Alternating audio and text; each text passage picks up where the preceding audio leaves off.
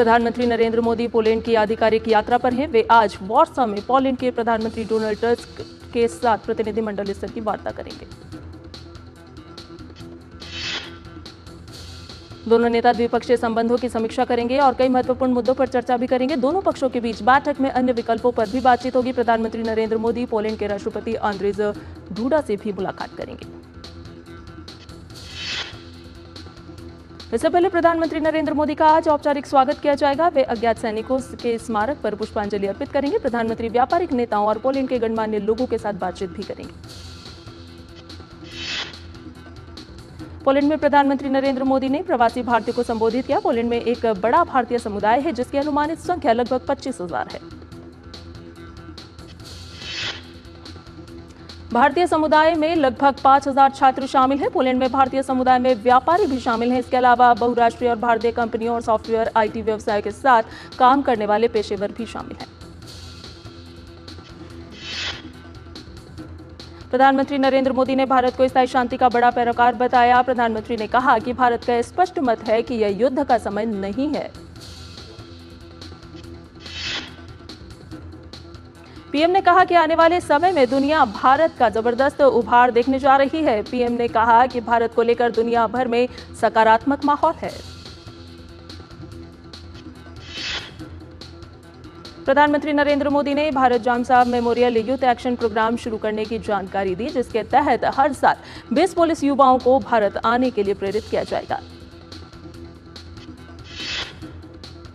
प्रधानमंत्री ने बताया कि भारत और पोलैंड ने सोशल सिक्योरिटी एग्रीमेंट पर सहमति बना ली है, जिसका लाभ वहां रह रहे भारतीयों को होगा। प्रधानमंत्री नरेंद्र मोदी ने राजधानी वॉर्सा में मोंटी कैसिनो स्मारक का भी दौरा किया। दूसरे विश्व युद्ध के दौरान भारत के सैनिकों ने पोलैंड की सेना के साथ मिलकर मोंटी कैसिनो की लड़ाई लड़ी थी और इसमें जीत हासिल की थी। मोंटी कैसिनो की लड़ाई में भारत के सैकड़ों सैनिकों की जान भी गई थी। प्रधानमंत्री नरेंद्र मोदी ने इस स्मारक पर पहुंचकर सैनिकों को श्रद्धा सुमन अर्पित किए। प्रधानमंत्री मोदी पोलैंड में कोल्हापुर के महाराज के सम्मान में बने मेमोरियल पर भी पहुंचे। दूसरे विश्व युद्ध के दौरान कोल्हापुर के महाराज ने पोलैंड के 5,000 निवासियों को कोल्हापुर में शरण देकर उनके खाने, रहने और पढ़ाई का इंतजाम किया था। प्रधानमंत्री नरेंद्र मोदी ने जब पोलैंड में भारतीय समुदाय के सामने भविष्य के भारत की रूपरेखा रखी तो वहां मौजूद लोगों ने उन पर भरोसा किया और कहा कि आने वाला समय भारत का है। पोलैंड में दूरदर्शन के लिए तब गर्व का पल रहा जब कुछ लोगों ने कहा कि वो शुरू से दूरदर्शन को देखते आए हैं और दूरदर्शन की धुन मानो उनकी धड़कन जैसी है। पोलैंड के उप विदेश मंत्री वोटेस्ला बार्टोश्ज़्की ने कहा कि पोलैंड भारत की रूस यूक्रेन युद्ध के प्रति कूटनीतिक दृष्टिकोण की सराहना करता है। उन्होंने कहा कि इस यात्रा से दोनों देशों के बीच सहयोग को बढ़ावा मिलेगा और आर्थिक अवसरों में भी वृद्धि होगी। वक्फ संशोधन विधेयक 2024 पर गठित संयुक्त संसदीय समिति की पहली बैठक आज संसद परिसर में होने वाली इस बैठक में समिति के सदस्य अल्पसंख्यक मामलों और कानून एवं न्याय मंत्रालयों के प्रतिनिधियों के साथ बातचीत करेंगे। वक्फ संशोधन विधेयक 2024 पर जेपीसी की चर्चा को लेकर संयुक्त संसदीय समिति के अध्यक्ष और भाजपा सांसद जगदम्बिका पाल ने कहा कि ज्यादा से ज्यादा हितधारकों से इस बिल को लेकर चर्चा की जाएगी, जिसमें राज्यों के वक्फ बोर्ड के चेयरमैन, मुस्लिम समुदाय के सभी वर्ग और उससे जुड़े संगठन शामिल होंगे।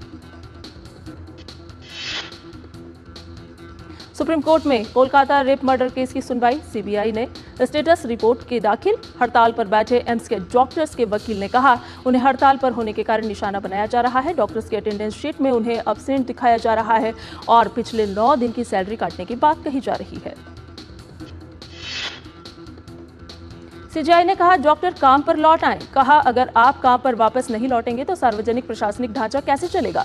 सीजीआई ने कहा कि कोर्ट द्वारा गठित कमेटी इन मामलों पर भी सभी पक्षकारों से बातचीत कर रास्ता निकालेगी। कोलकाता पुलिस ने भी 14 और 15 अगस्त की रात अस्पताल में हुई तोड़फोड़ की जांच रिपोर्ट सौंप दी है। सुप्रीम कोर्ट ने मामले में लापरवाही बरतने के लिए पश्चिम बंगाल सरकार और पुलिस को फटकार भी लगाई थी। पश्चिम बंगाल आरजीकर मेडिकल कॉलेज को लेकर देश भर में आक्रोश है। इस बीच पूर्व जज समेत 295 गणमान्यों ने ओपन लेटर लिखकर पश्चिम बंगाल की मुख्यमंत्री ममता बनर्जी से मामले में न्याय की गुहार लगाई है। पत्र में कहा गया है कि पीड़िता के मां बाप को अपनी बेटी का शव देखने के लिए घंटों इंतजार करना पड़ा। इससे ज्यादा पीड़ादायी स्थिति और क्या हो सकती है। वहीं घटनास्थल से महज 20 मीटर की दूरी पर इस घटना के 24 घंटे के बाद ही निर्माण कार्य शुरू कर दिया गया। इसे लेकर भी पत्र में सवाल खड़े किए गए हैं। शांतिपूर्ण तरीके से विरोध प्रदर्शन कर रहे डॉक्टर्स पर भीड़ द्वारा हमले की भी पत्र में निंदा की गई है।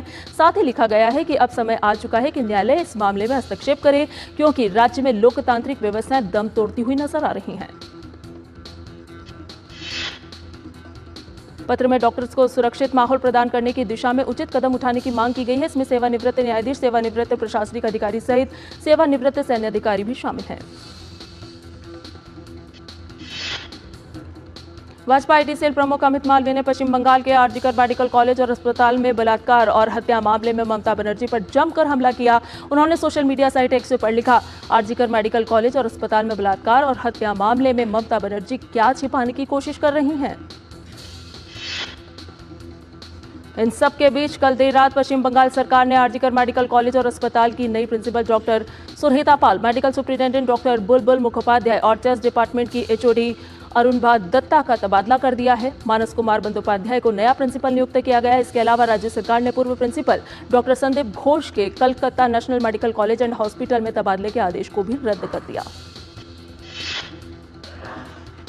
आरजीकर मेडिकल कॉलेज एवं अस्पताल के पूर्व principal Sandeep Ghosh Kolkata rape case के जांच के सिलसिले में सीबीआई कार्यालय पहुंचे। महिला डॉक्टर के बलात्कार और हत्या मामले में संदीप घोष से पूछताछ हुई।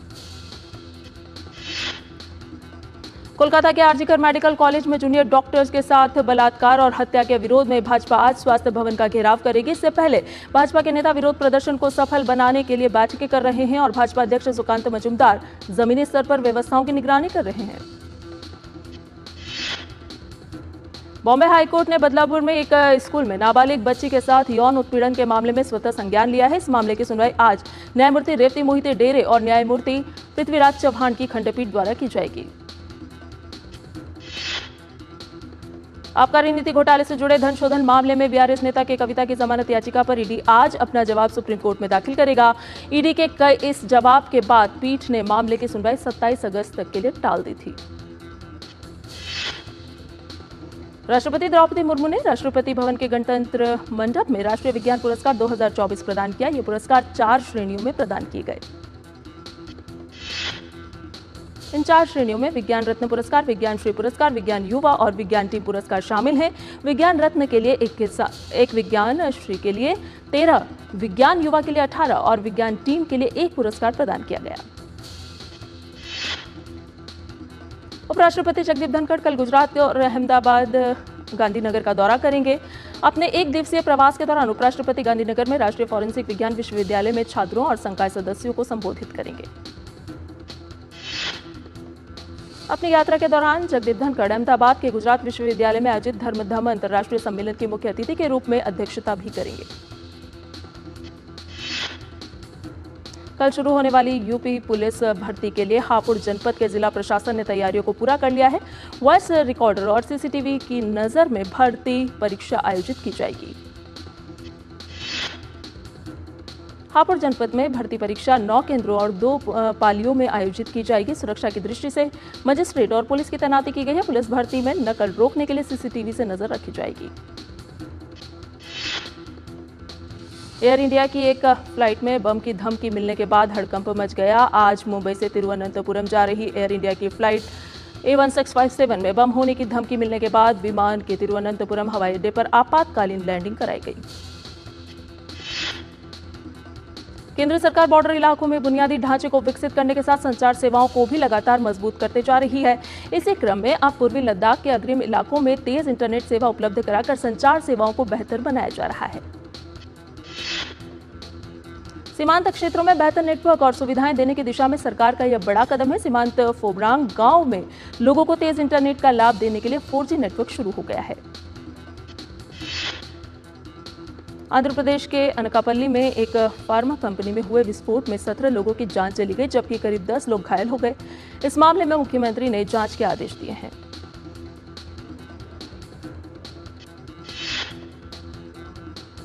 और बुलेटिन में फिलहाल रुक रहे एक छोटे से ब्रेक के लिए जल्द हाजिर होंगे।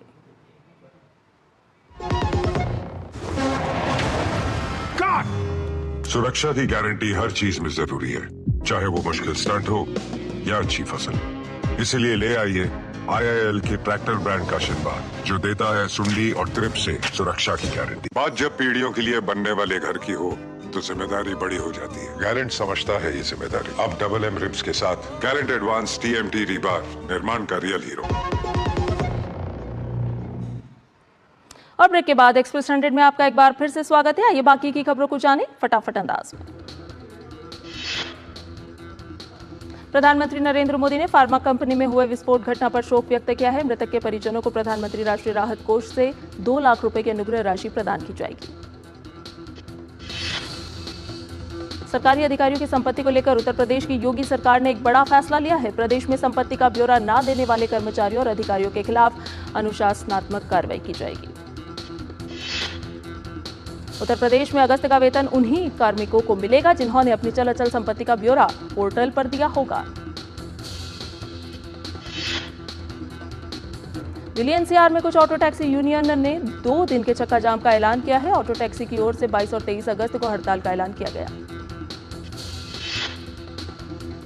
देश भर में भारी बारिश तो कहीं मध्यम स्तर की बारिश का सिलसिला लगातार जारी है। कुछ राज्यों में भारी बारिश की वजह से बाढ़ जैसे हालात बने हुए हैं।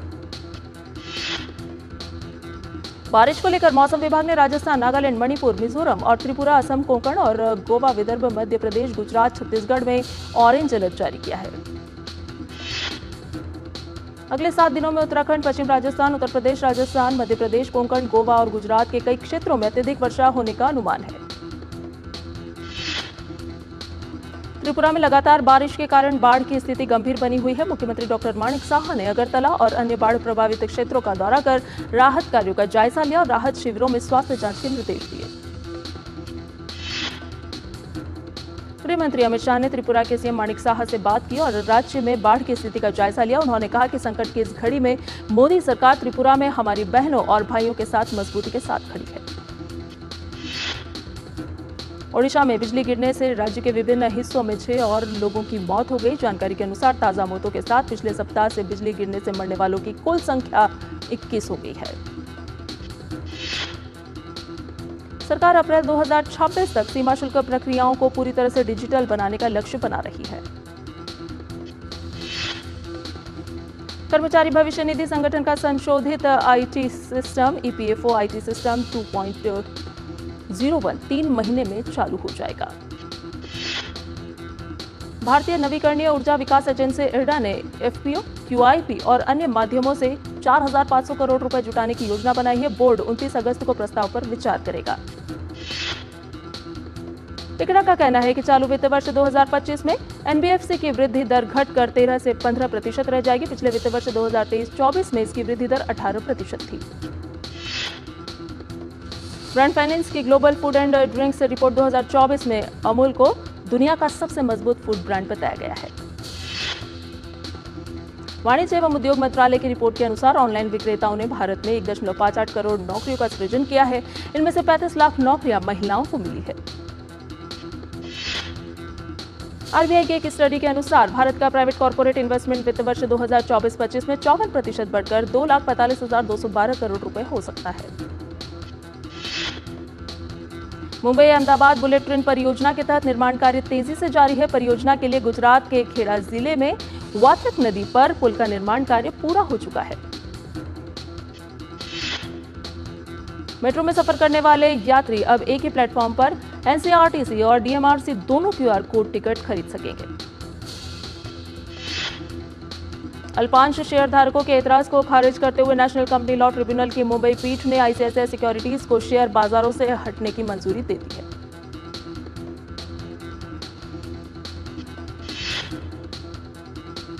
और बुलेटिन में फिलहाल रुक रहे एक और छोटे से ब्रेक के लिए जल्द हाजिर होंगे।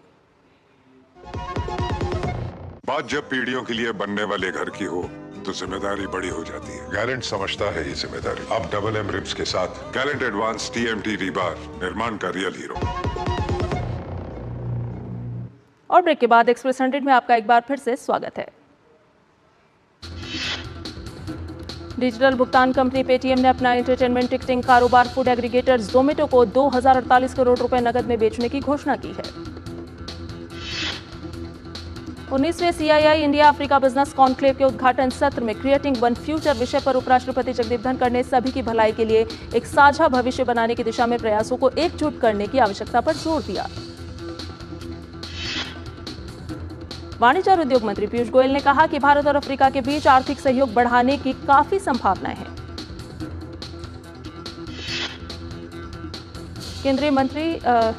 केंद्रीय वित्त मंत्री निर्मला सीतारमण ने कहा कि आज टैक्स प्रक्रिया में जो सरलता आई है उससे टैक्स कलेक्शन में तेजी से वृद्धि हुई है, जिससे देश के विकास को गति मिली है। भारत से मोबाइल फोन का निर्यात तेजी से बढ़ रहा है। चालू वित्त वर्ष के पहले 4 महीनों में मोबाइल फोन का निर्यात $6.49 बिलियन तक पहुंच गया है। श्रीलंका सरकार ने Bharat, Britain, America, Canada, Germany, Japan समेत 35 देशों के नागरिकों को 6 महीने के लिए द्वीप राष्ट्र में वीजा मुक्त प्रवेश की घोषणा की है। दरअसल भारत श्रीलंका के लिए पर्यटन का सबसे बड़ा स्रोत बाजार है। चालू वर्ष में 19 अगस्त तक 2.46 लाख से अधिक भारतीय पर्यटकों ने द्वीप राष्ट्र का दौरा किया है। इजरायल और हमास के बीच युद्ध विराम की कोशिशें जारी है। अमेरिकी राष्ट्रपति जो बाइडेन ने युद्ध विराम समझौते पर तेजी लाने को लेकर इजरायली प्रधानमंत्री बेंजामिन नेतन्याहू के साथ फोन पर बात की। इजरायल के प्रधानमंत्री बेंजामिन नेतन्याहू के कार्यालय ने इस बात से इनकार किया है कि हमास के साथ संघर्ष विराम समझौते के हिस्से के रूप में गजा मिस्र की सीमा से सैनिकों को वापस बुलाने पर सहमत हो गए हैं। अमेरिका के विदेश मंत्री एंटनी ब्लिंकन ने घोषणा की थी कि गजा पट्टी और मिस्र के बीच की मुख्य सीमा फिलाडेल्फी कॉरिडोर से अपने सैनिकों को वापस बुलाने पर इजरायल सहमत है। केरल सरकार ने पैरिस ओलंपिक में कांस्य पदक विजेता और पूर्व हॉकी गोलकीपर PR श्रीजेश को 2 करोड़ रुपए का नकद पुरस्कार देने की घोषणा की है। पैरिस ओलंपिक में ब्रॉन्ज मेडल जीतकर ओडिशा लौटी हॉकी टीम का भुवनेश्वर में भव्य स्वागत किया गया। भुवनेश्वर पहुंची हॉकी टीम की एक झलक पाने के लिए लोग घंटों खड़े दिखाई दिए। मुख्यमंत्री मोहन चरण मांझी ने भारतीय हॉकी टीम के सभी 16 खिलाड़ियों को सम्मानित किया। भारतीय हॉकी टीम के कप्तान हरमनप्रीत सिंह और स्टार डिफेंडर अमित रोहिदास ने ओडिशा के मुख्यमंत्री मोहन चरण मांझी को एक हस्ताक्षरित जर्सी भेंट की। ओडिशा निवासी डिफेंडर अमित रोहिदास को मुख्यमंत्री मोहन चरण मांझी और उप मुख्यमंत्री वर्धन सिंह देव ने 4 करोड़ रुपए का विशेष नकद पुरस्कार दिया। ओडिशा के मुख्यमंत्री मोहन चरण मांझी ने भारत के गोलकीपर श्रीजेश को 50 लाख रुपए का नकद पुरस्कार सम्मान राशि से पुरस्कृत किया। भारतीय हॉकी टीम के अन्य खिलाड़ियों को ओडिशा सरकार ने 15-15 लाख रुपए की नकद सम्मान राशि से पुरस्कृत किया। भारतीय हॉकी टीम के कप्तान हरमनप्रीत सिंह ने कहा कि कई मौके बनाने के बावजूद पैरिस ओलंपिक के सेमीफाइनल में जर्मनी से हारना दुर्भाग्यपूर्ण रहा। ओलंपिक में लगातार दूसरा कांस्य पदक जीतने के प्रदर्शन को हरमनप्रीत सिंह ने भारतीय हॉकी टीम की बड़ी उपलब्धि करार दिया। भारतीय क्रिकेट कप्तान रोहित शर्मा को सीएट क्रिकेट रेटिंग अवार्ड्स 2023-24 में men's international cricket of the year चुना गया। पूर्व हेड कोच राहुल द्रविड़ को सीएट क्रिकेट रेटिंग अवार्ड्स 2023-24 में लाइफ टाइम अचीवमेंट सम्मान से नवाजा गया।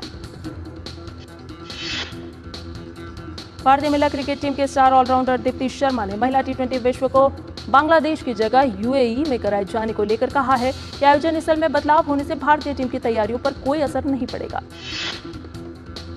ऑलराउंडर दीप्ति शर्मा ने कहा कि उम्मीद करते हैं कि टीम का अच्छा प्रदर्शन जारी रहेगा और इस बार हम ट्रॉफी के इंतजार को खत्म करेंगे। भारत के पूर्व गेंदबाज जहीर खान लखनऊ सुपर जॉयंट्स के साथ मेंटर की भूमिका निभाने के लिए चर्चा कर रहे हैं। जम्मू कश्मीर पर्यटन विभाग इस साल 20 अक्टूबर को कश्मीर मैराथन 2024 का आयोजन करेगा। कश्मीर मैराथन 2024 2 श्रेणी में आयोजित होगी। 42 किलोमीटर की फुल मैराथन होगी, वहीं 21 किलोमीटर की हाफ मैराथन आयोजित की जाएगी। ट्रैक साइक्लिस्ट मैट रिचर्डसन ने राष्ट्रीयता बदलते हुए अब ऑस्ट्रेलिया के बजाय ग्रेट ब्रिटेन के लिए खेलने का फैसला किया है। ऑस्ट्रेलिया की साइक्लिंग गवर्निंग बॉडी को उम्मीद है कि नियमों के मुताबिक रिचर्डसन 2 साल तक प्रतियोगिताओं में भाग लेने के लिए अयोग्य घोषित किए जाएंगे। दुनिया के नंबर 1 टेनिस खिलाड़ी यानिक सिनर को इंटरनेशनल टेनिस इंटीग्रिटी अथॉरिटी ने गलत अनदेखी के मामले में हरी झंडी दे दी है। जर्मनी के गोलकीपर मैनुअल नोयर ने अंतर्राष्ट्रीय फुटबॉल को अलविदा कह दिया है। ऑस्कर विजेता संगीतकार ए.आर. रहमान ने फिल्म ले मस्क का साउंड ट्रैक रिलीज कर दिया है। साउंड ट्रैक में 12 गाने हैं। 3 भाषाओं में रिलीज होने के बावजूद जॉन अब्राहम की फिल्म वेदा बॉक्स ऑफिस पर अच्छी कमाई को तरस रही है। फिल्म स्त्री 2 बॉक्स ऑफिस पर शानदार बिजनेस कर रही है। दुनिया भर में मूवी का कलेक्शन 322 करोड़ से ज्यादा का हो चुका है। सुपरस्टार रजनीकांत का आंध्र प्रदेश के विजांग में फिल्म कूली का तीसरा शेड्यूल शुरू हुआ। गायिका ध्वनि भानुशाली फिल्म कहां शुरू कहां खत्म से हिंदी फिल्म इंडस्ट्री में बतौर अभिनेत्री कदम रखने जा रही हैं। शाहरुख खान के बाद साउथ सुपरस्टार महेश बाबू का नाम भी डिज्नी की बहुप्रतीक्षित film Mufasa the Lion King से जुड़ गया है। साल 2024 की पहली ब्लॉकबस्टर होने का खिताब अपने नाम करने वाली फिल्म हनुमान को इस साल अक्टूबर में जापान में 3D में रिलीज किया जाएगा।